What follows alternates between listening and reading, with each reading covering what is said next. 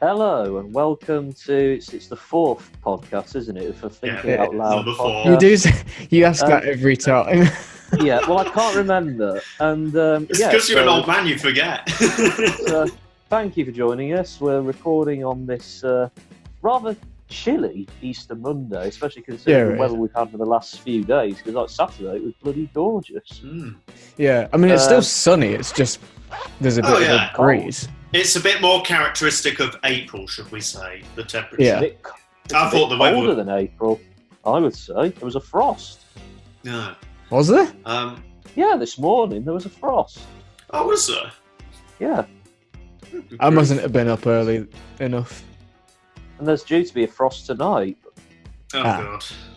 Then again, it's a shame because the weather at the weekend was gorgeous. I think fantastic. Wasn't it 20 Celsius or something at its peak?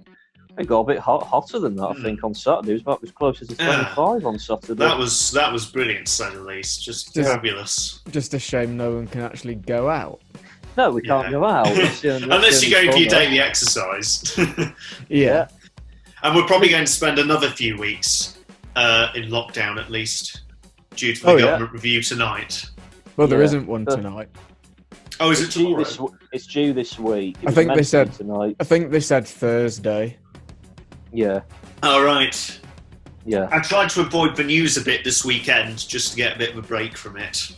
Yeah, because it can be a bit relentless, especially at the moment, because it seems to me, especially on the BBC. It's like I don't have Sky or anything like that, but it's like especially on the BBC, the news just seems utterly relentless. It's on for nearly the whole morning. Yes. Oh yeah. You then have the 1 o'clock. You then have the 1 o'clock news, which is which has always been every day, and then you have the BBC coverage of the briefing, which they start about an hour and a half before it starts, and then it continues for another hour. Continues on and then it continues into the 6 until the 6 o'clock and news. Then you have the 6 o'clock news. Then you have the 10 o'clock news. Yeah.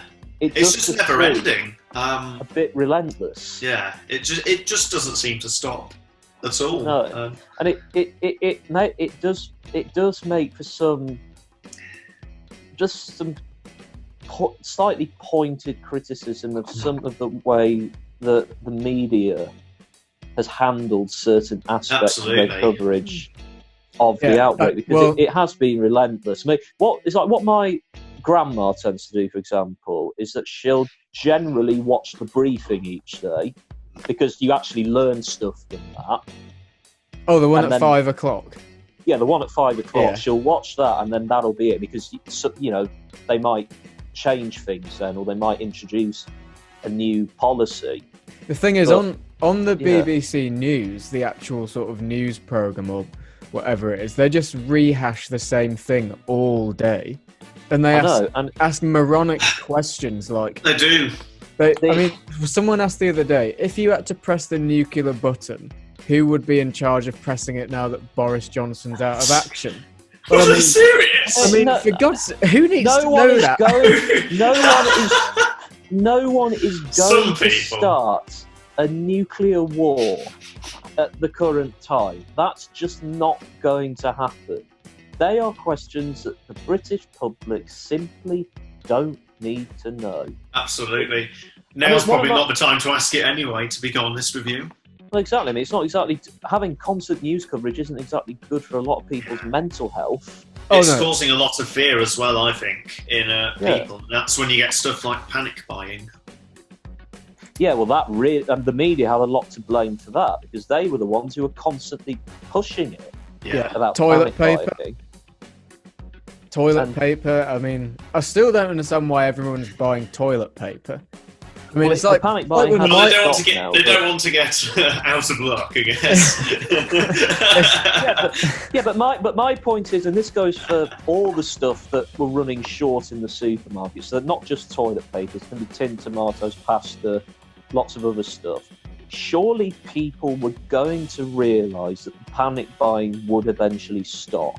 And once it eventually stopped, all I can imagine are just hundreds of very wealthy 60 to 70-year-olds turning around in their sort of in their storage rooms, realising the amount of toilet paper they bought, but the supermarkets are filled with toilet paper again because the panic buying stopped. But let's be honest, if anybody needs toilet paper, it's probably old people, because they do occasionally soil themselves.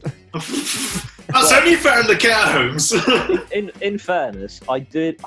I was at the very start of the pandemic, before we actually even went into lockdown. Please don't say you soiled yourself. No, I did not soil myself. I was told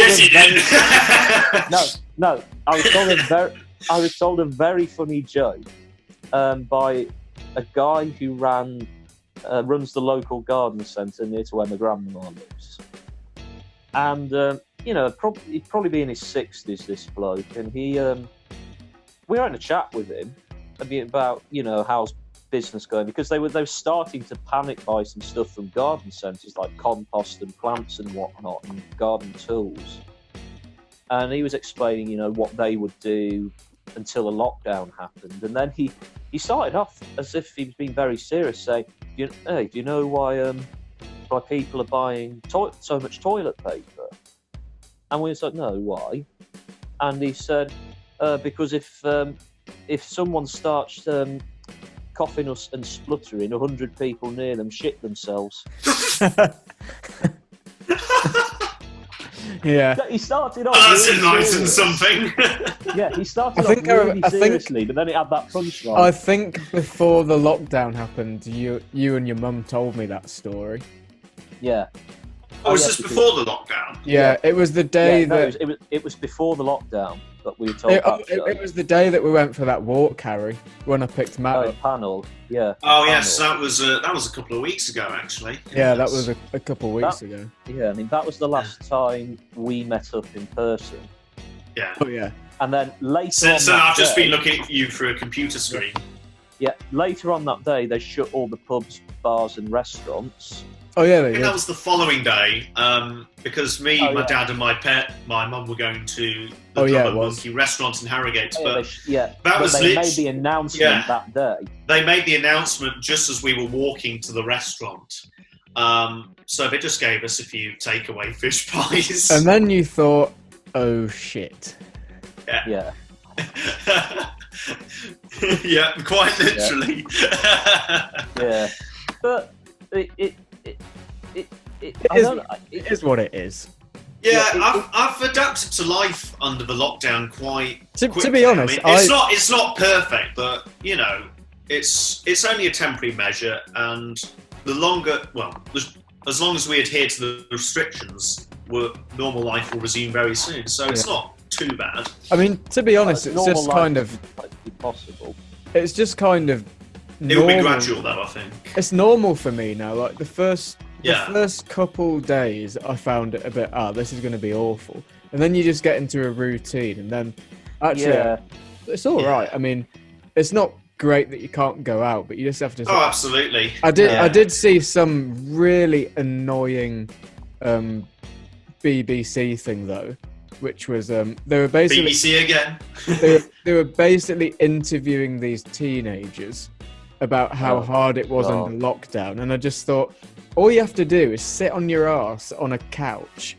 I mean, there's people that had to fight in the war. Yeah. And you've got your iPhone. You can just play video games all you like. And I mean, there's much worse things that have happened, and they're all banging on about. I understand mental health is important, but I mean, you do get to the point where you just think this country's gone through much worse than sitting on your phone. I mean, just think of the Blitz, for example. Yeah, well, Matt's granddad was it your granddad? My grandfather, he was a Polish soldier, and he had to flee his country when it became clear that the Polish army was going to completely collapse. He had to get out, and he had to flee across the whole of Europe, first to France and then into Britain. And then he went back in 1944 as a tank driver, and his tank got blown up, and he was the only survivor. So I think we can get through a few weeks just sitting on our asses and eating Easter eggs and macaroni cheese or whatever people eat. I think the problem is people these days in general, I think, are too spoiled compared to, let's say, your grandparents' generation, Matt. I think until now, we've never really had true hardship. So I guess it might be a bit of a shock for us, but yeah. Well, I'm compared to what people like my grandfather. Oh yeah, absolutely. Even then, I'm kind of hoping when this all finishes that, you know, people sort of change a bit. Yeah, I agree. I doubt it. But it would be cool to avoid people though in public. Oh yeah, still avoid people. I mean, yeah. I think. Oh look, there's a stranger. I'm going to move 2 meters apart. I mean, that's what I do in Manchester anyway. Because let's be honest, you don't really want to have contact with Mancunians. But anyway, that's. You just don't want to catch the Mancunian accent. Let's be honest. That is true. I'll tell you the worst thing. One of the worst things I heard. This is from a while ago. This hasn't even got anything to do with the lockdown or the virus or whatever. One of the worst things I heard from a while ago was a guy about our age, probably a bit older, and he was interviewed on Good Morning Britain. Oh God! When you say interviewed, when you say interviewed, you mean Piers Morgan ranted at him? Yeah, pretty much. But in fairness, Piers Morgan was right on this particular issue because the guy was basically trying to argue that school kids shouldn't be learning about World War II because he said it might affect their mental health. Oh, for goodness sake. I have actually seen ridiculous. I think I've seen that one. His arguments are the most illogical pile of crap I've ever come across in my life. There was also one where a guy came on and said that the statue of Churchill should be taken down because Churchill was actually a terrible leader and was a racist. It's just ridiculous. There are parts of it that are true, but at the same time, I mean, you've just got to accept that he was the Prime Minister in the time of World War II. Very true. And he is going to be celebrated. Yeah.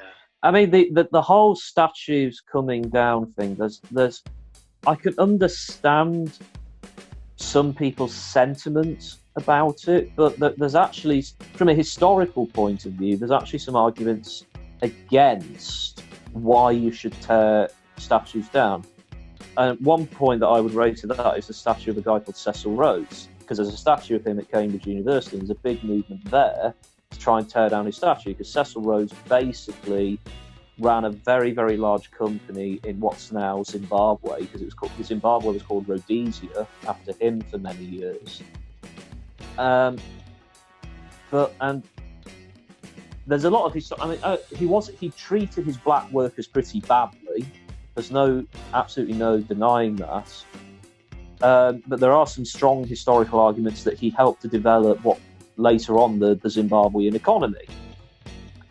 But the other argument about tearing statues down is that if you tear them down, you actually lose some of the history that has existed. Oh yeah, of course. And people start to forget about these people. Yeah. Whether they would, and it's an incredibly complex thing because virtually everyone throughout history has done some good actions, has done some absolutely horrendous, terrible. Yeah. Look at Nelson Mandela. Well, Nelson Mandela is there are so many valid arguments you could argue about Nelson Mandela that he used terrorist tactics before he was imprisoned in Robben Island. Now, Nelson Mandela, I would argue, managed after he was released from prison and became president of South Africa, did set the foundations for what could have been a really strong, stable, multicultural South Africa. Strong and stable. Theresa May. Theresa May enters the room. And Nelson Mandela, I think, is a very good president of South Africa and did a lot of work to heal. He did a lot to heal the divisions between black people and white people. And unfortunately, certainly under the presidency of Jacob Zuma, who was the last president of South Africa, a lot of that work has been undone because Jacob Zuma was incredibly corrupt and was basically siphoning money off the South African state to maintain his chicken coop. South Africa's gotten a worse state as well, I think. Since Mandela left office. Definitely. I mean, back largely to the, as a result of Jacob Zuma. Back to the statue thing, though. I mean, I do agree that they shouldn't be pulled down, but then again, you could say, well, let's put statues of Hitler back up. Yeah, I know that's the argument, isn't it? That's the dangerous part of the argument. Yeah, that is. I think they could be put in museums or something. Oh yeah, you can't just ignore them as completely. some sort of compromise. Yeah, if it's someone as bad as Hitler or Stalin or something, but I don't think there should be, Absolutely. You can't forget history, good or bad. I mean, there's that famous quote, those who forget history are doomed to repeat it. They're condemned to repeat it, yes. Yeah. It's like the argument in the Deep South in the United States, where there's still a lot of Confederate statues from the time of the American Civil War. Oh, yeah. And, of course, the Confederacy in the United States is very, very strongly associated with slavery. Yes. But what you've got to understand is that for a lot, I don't necessarily agree with a lot of these arguments. But for a lot of white Southerners in the Deep South of the US, a lot of the Confederate leaders represent states' rights and the sort of independence of individual states within the United States. That's what a lot of them represent. And they often refer to General Robert E. Lee, who was a Confederate army general. And the ironic thing with Robert E. Lee was that he was from the North, and he personally wasn't particularly keen on slavery, I think I'm right in saying, but he felt... No, I got that wrong. He was from the South, but he was actually approached by the North to be their general, but he felt a personal loyalty to the South because he was from there. He was from Virginia. I love the South. And Sam Brad.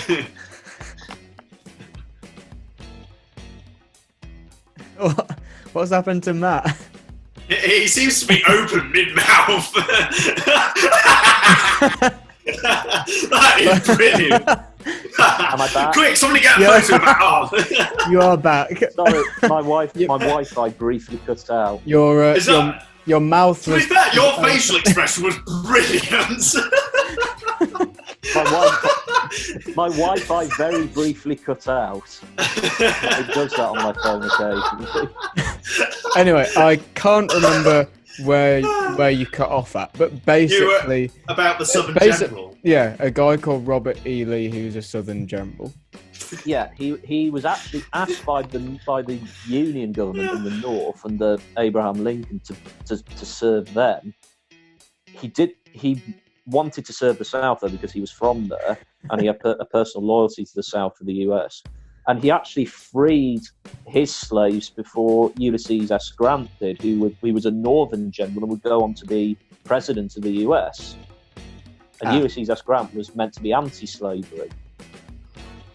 Well, I mean... So it's a very complex situation, the statues issue, and wanting to tear a lot of statues down. I mean, I think it got to the point where I think it might have even been at Manchester University. Am I right in saying, George, at Manchester University they have a statue of Liam Gallagher? No, Gandhi. Gandhi. I've never been in the University of Manchester, but I mean, they probably do have a statue of Gandhi, and they're probably still trying to figure out who he actually is.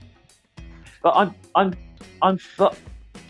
pretty sure it was at Manchester. If not, it was another university in this country. Sheffield. No, it wasn't Sheffield. Right. Where also where in London? Maybe. But a movement started there to tear down the statue of Gandhi, and it was started by African students because they alleged that Gandhi was racist towards black people.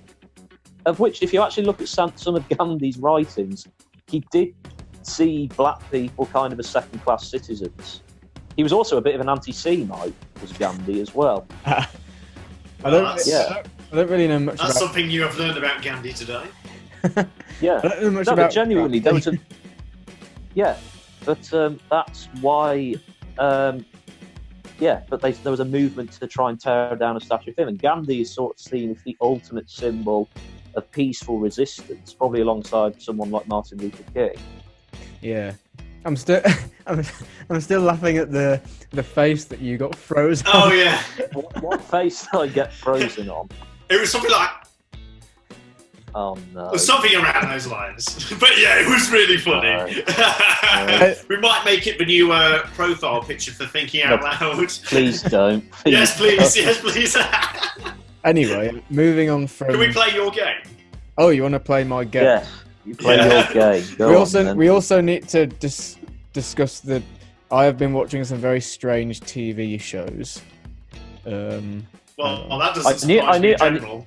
Yeah, I knew you were into strange things, George. But what have you been watching? You don't have to be open about it now. Let's discuss that after this. That's making me more interested. Have you been watching this Tiger King thing? Because I had no idea what it is. Tiger King? No. What the hell is Tiger King? I did watch I watched quite a good program about a Russian oligarch though who's being tracked down by Putin. And they not Roman Abramovich. They keep failing to kill him, and it's quite funny. What? Monday Rasputin. They basically keep doing things like putting bombs and stuff under his car and things like that. But the thing is, this guy's an oligarch and a billionaire, so he has several cars. So he'll get in a different car. So the wrong car will be the right car. Yeah. So, you didn't get me this time, guys. Well, they could just blow up all his cars at the same time. He's bound to be in one of them. They could, but I mean, the reason they're after him is because he was one of Putin's best friends when Putin first came to power. This guy owned a bunch of banks, basically, and then he married an English woman. And it turns out that in Russian law, if you're sort of, in one of Putin's sort of inner circles, if you marry a foreigner, then it's against the law, which I didn't actually know. And anyway, no, I didn't know that. He moved out. I didn't know that at all either. He moved out the country, and now they're basically trying to kill him. And now he basically lives in a chateau in France where he hides, and he has, I think it was 3 kids.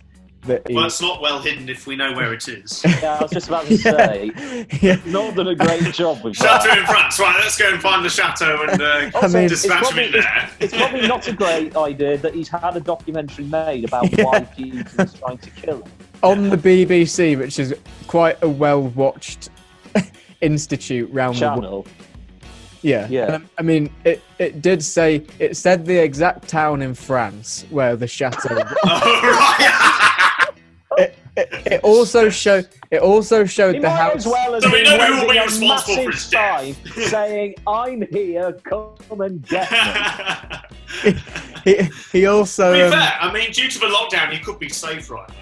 But when the lockdown's over, it's just like. That is true. Just let me move, and then you can find me. It went a step further and showed the house where his kids are living in London. The funniest thing though was that this shows how bad the Russians are at disguises. They kept sending quite blatantly Russian people with Russian accents outside his kids' houses, dressed up as construction workers. Although the funny thing is next door. They could have claimed they were Polish because the funny thing the is Poles make great construction workers and electricians. My grandpa became an electrician. I can say that. I mean, the funny thing is, program called? I want to watch it now. It was called The Oligarch and the Princess.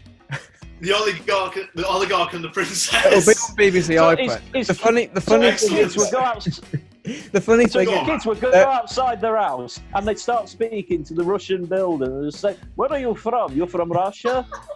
No. So what's your name? Dmitry Zapatarovich. Where are you from? I'm from Chickwell. My parents were from Kazan. No, they were not from Kazan. They were from Highgate. Italy.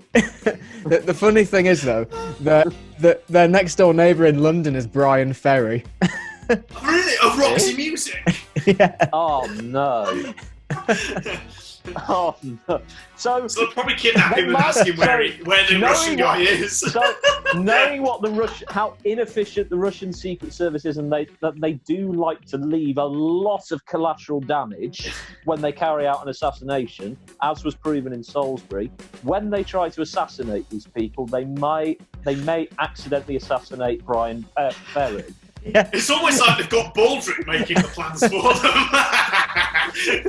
Although I don't particularly like Brian Ferry anyway, so I've never been a fan of Roxy So let's be Music fine anyway, if Putin. So you'd be fine with Putin killing him then? I wouldn't mind. I mean, I wouldn't. Sadistic bugger. I mean, I wouldn't wish it upon the guy, but I wouldn't. If it happens, it happens. That's your mindset to it. Exactly. Anyway, the game. We went really off track there. No, that was the best off-track thing I've ever done. For anybody that doesn't know the game, basically, I just say something to Matt or Harry. Wibbly blobby, jolly. And we look at their reaction from it. So, right, we'll start with Harry first. Oh God, why me? The word for you is teenagers. Bloody annoying. Nah, most of them are pretty decent. Harry. Well, we were better behaved when we were their age. That's the problem. No, seriously, most teenagers I know are pretty decent, but there's a few around Harrogate that do seem to be causing trouble, to say the least. I'm probably going to get vilified by a mob for saying this, but I still stand by my statement. There's bad people everywhere. Next, please. But I mean, absolutely. Speaking of, this links quite well with teenagers, but I mean, adults can be this too. This one's for Matt. Chavs. Oh God. Well, the first thing I think of when I think of chavs is probably Arborthorne in Sheffield. Would be Aberforth. Isn't that Dumbledore's dad? No, Arborthorne. It's an area of Sheffield. I remember that actually. It's also, the area of Dumbledore's dad. It's also a shithole. Why have you done that? Yes, I have. He did live in Sheffield for 3 years. Oh, I know. Right. It's just some areas you stay from. Next, Harry, this one's for you. Probably quite a hard one for you. Burger or pizza? Oh, now I see why you say it's hard. I gotta say, you can't beat a nice, properly cooked Italian pizza. Just ask Major Tom's Social. You know, yes, absolutely. Anybody that doesn't know, Major Tom's is a bar in Harrogate that. And it's my holy worship. It's fair to say Harry's utterly obsessed with. Oh, absolutely. We have frequented it several times. We have. Too many, what do you say? Matt, this one's for you. The Deep South. Oh, God. Am I allowed to say what I truly think about the Deep South? Is it something about Alabama? Yes. This is not. Or incest. Redneck cousin fuckers.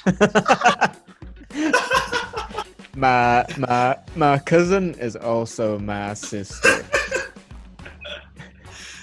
I can think of that Top Gear sequence from Alabama where they got pelted with those rocks. I actually watched that special very recently as well. They nearly died. That was they nearly died. That was pretty scary. That was quite a moment. I don't think. I mean, it was stupid enough to drive through Alabama with those slogans written on you. NASCAR sucks. NASCAR sucks. Something positive about Hillary Clinton, yeah. Hillary for president. I like man love. No, it was I'm bi, country and western is rubbish. And then the worst one to have on your car as you're driving through Alabama, man love rules okay in pink paint. Oh, they also had Clinton for president.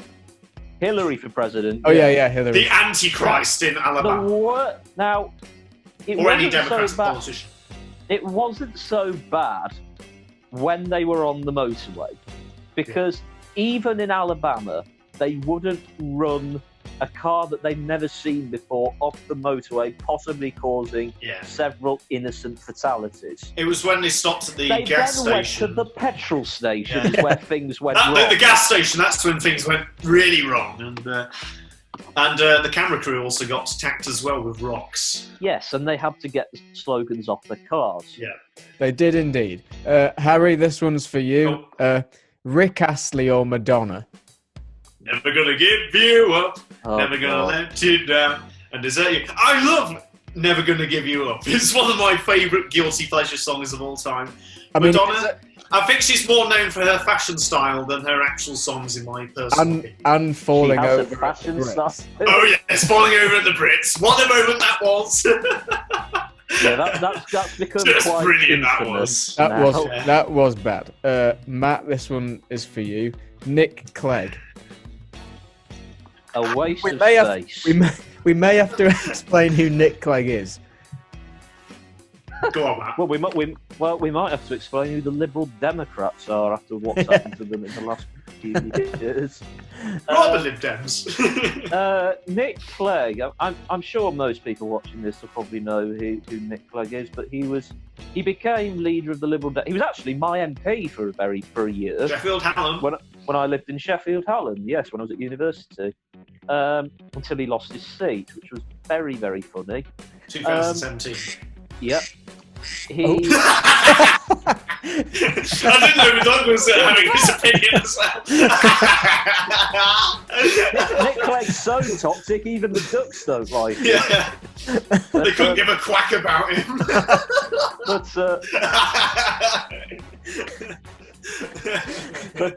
No, Nick Clegg. He first became leader of the Lib Dems in 2007. And he then became Deputy Prime Minister in 2010.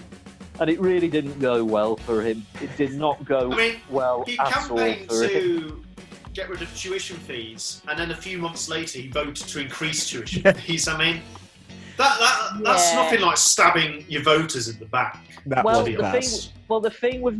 thing is that in 2010, because the Liberal Democrats have never won anything, they never thought they'd actually get into power and made promises. And they actually couldn't. And Clegg also had negotiations with Gordon Brown before he had some negotiations with David Cameron. God, I bet they were riveting. Yeah, I mean, so I've always seen the Lib Dems as a power that will go into coalition with anybody as long as they get power. I mean, for me, that is selling out. Oh yeah, at its finest. Another one for Matt. I mean, we know the answer to this, but I mean, it'll be interesting to hear his views. Yorkshire or London, and why? Is that a question? I was just going to say, is that even a real question? Yorkshire. Because the people are friendlier. There's actually some countryside that you can walk around, and it's just nicer. Actually, and of course, people from the south are ruder. People from London are very rude. I've had some very rude experiences in London. But whilst we're on the subject of London, tell the story of the American. Oh God, yes. This is one of the funniest things that has ever happened to me. It was quite a few years ago. I was probably about 10 or 11 or something like that. Oh, so many years ago. 1955? Yeah. Oh, shut up.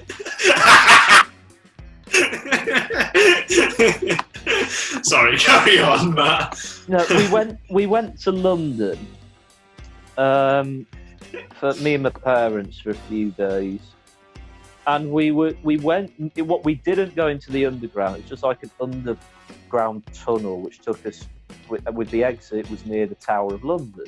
As you went out, as you exited the tunnel at the steps, you basically walked out onto the Tower of London.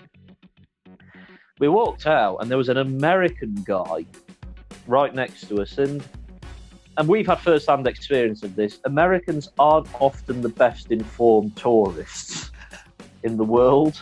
I confirm. And this guy looked out onto the Tower of London, and he was so excited, he yelled out at the top of his voice, "Gee, Buckingham!" Yeah. He thought the Tower of London was Buckingham Palace. Really? Well, it doesn't look like a 5-star accommodation from the outside, the Tower of London. Well, it probably once was at one stage, unless you were a prisoner there, in which case it was probably no stars. It also you probably just got gruel for your evening dinner, and that was it. It also looks nothing like Buckingham Palace. No, exactly. I don't know quite what he thought, but it's just the reaction of everybody else in the store, because we all just turn around, just like second-hand cringe. I'm sorry. Can we help you? He then corrected himself, because he said, "Oh no, the White Tower, the White Tower. The White Tower's the main bit in the middle of the Tower of London." So he was partly right. The last question. That is the funniest thing I've heard. Last question for this episode's game. This is for both of you. What do you love most about the Chinese, and what do you hate most about the Chinese?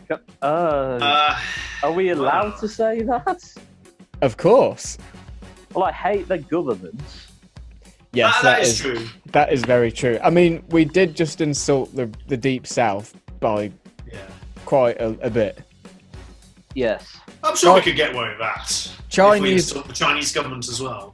Chinese food is the thing I despise the most.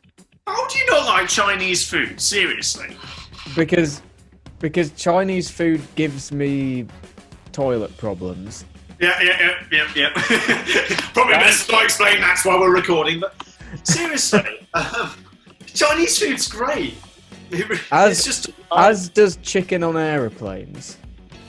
But chicken on aeroplanes has the charisma of overboiled vegetables and canned tuna. Chinese food in a good restaurant is delicious. Try the Royal Bath's restaurant. In fairness, in Harrogate, it is brilliant. In fairness, the chicken on the plane back from America did give George quite bad trots. It did. Is that why you dressed in pyjamas or something for the? I did, didn't I? That's not. Yeah. You dressed in pyjamas on the way back. Yeah, it was comfy. No, I couldn't stop laughing when I saw you in pyjamas. I don't remember that. And then I don't remember when the turbulence happened, it's fair to say Matt nearly soiled himself. Well, we all know he's an old man for sure. I'm not good on aeroplanes. Yes, very evident. That sounds to me to think that you don't like Chinese food. But each their own. Each their own. What would you say is your favourite cuisine, George? Probably Italian. Yeah, I'd say. Just because it's easy to make. I mean, anybody can make. And everybody likes Italian food. You pretty much have to have no soul in your body to despise Italian cuisine. For me, it's the crowd pleaser of cuisines. I'm not a fan of French though. No, I have. The French do excellent seafood. Yeah. Especially in the north of France, they have excellent seafood. But they eat snails and frogs' legs and escargot's delicious. I think. Especially with garlic. And also they eat a lot of pate, and that's one thing I'm really not keen on. Pate. Oh yeah, pate is disgusting. As a roll. Yeah, I'm really not keen on that. I like most cuisines.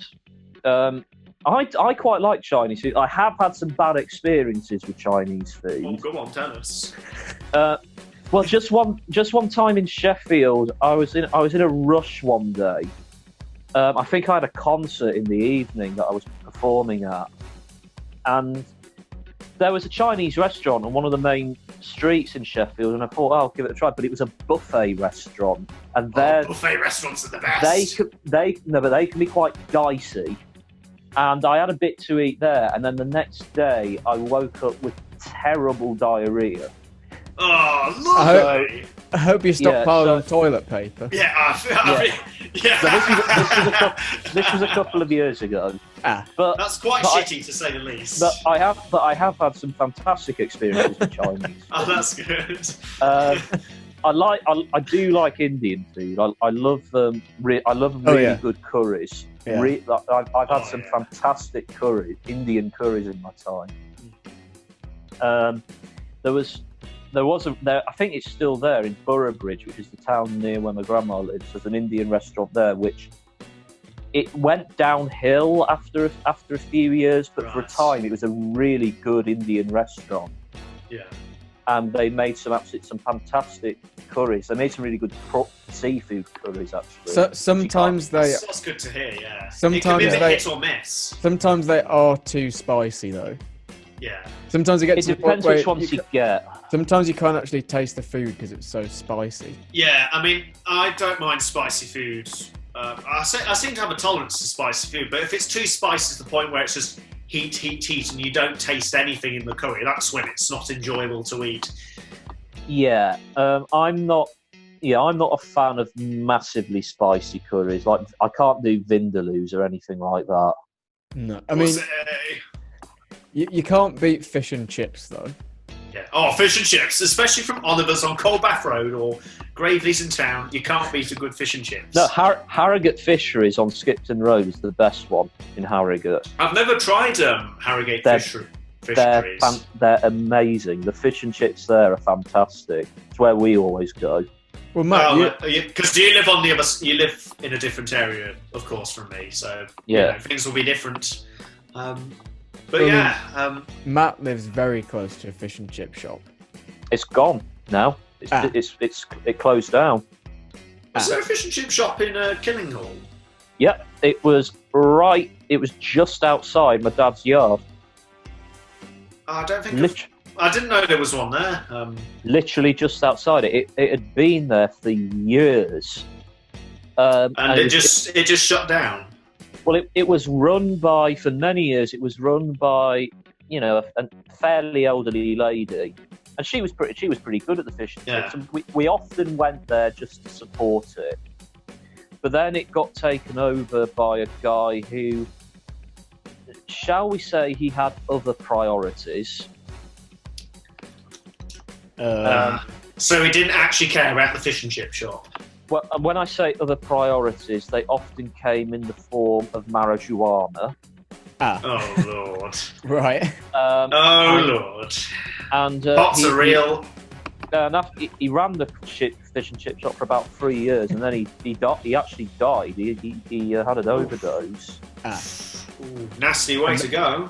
But then it got taken over by a guy who was actually a really nice guy, and his fish and chips were actually pretty good. But one thing he started up like a little fish and chip catering truck. Oh yeah, it used to go to the caravan park. Yeah, it often went there, but I think it got to the point where he just had enough of running the actual shop, and he couldn't find anybody else to take it on, so it just got shut down. That's a real shame. And now he's just using his fish and chip truck. Nice. Do you guys see that the grammar school are building about 200 masks a day? Yes, I saw that on their social media pages. Well, that's a good little thing that they're doing. But the visor things. Yeah, the visors. Yeah, I did see that. That was quite. Yeah, that's pretty good. Yeah, I should putting back into the local community as well, so to speak. Should point out, Harrogate Grammar is our old school. So. Oh yeah. Left there 4 years ago. Doesn't feel like 4 years ago, actually. We were there. It feels longer, actually. Does it? It feels that's interesting. I think it doesn't feel that long ago. Yeah. Well, I have some days where it doesn't feel that long ago, and then I have some days like today where it feels like it was a lifetime ago. What, in 1945? Oh, shut up.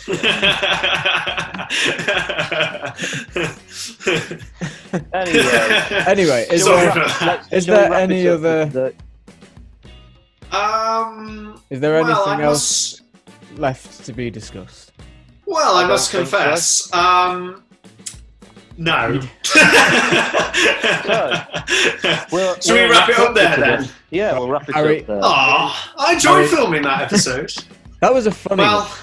Yeah, I love that, every minute of it. Do you want to do the deeds? Very reluctantly, yes. Thank you very much for watching, everybody, and hope you all have an epic day. Don't forget to give us a like on Facebook or subscribe on YouTube. And thank you very much, guys. Have an epic day. Bye. Bye. Oh, don't check out his face. Hang on.